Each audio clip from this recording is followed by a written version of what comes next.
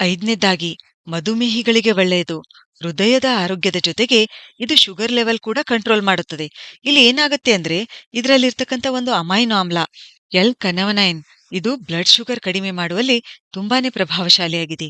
ಅಷ್ಟೇ ಅಲ್ಲ, alpha alpha ಫೈಬರ್ನಿಂದ ಕೂಡ ಸಮೃದ್ಧವಾಗಿದೆ.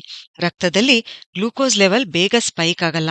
ಗ್ಲೈಸೆಮಿಕ್ ಇಂಡೆಕ್ಸ್ ಕೂಡ ನಿಯಂತ್ರಣದಲ್ಲಿರುತ್ತೆ. ಆದ್ದರಿಂದ ಮಧುಮೇಹಿಗಳಿಗೂ ಇದು ಒಳ್ಳೆಯದು. ಆರನೇದಾಗಿ ನಿದ್ರಾಹೀನತೆ ಸಮಸ್ಯೆ ಇದ್ದಾಗ ಈ ಅಲ್ಫಾ ಅಲ್ಫಾ ತುಂಬಾನೇ ಸಹಾಯ ಮಾಡುತ್ತೆ.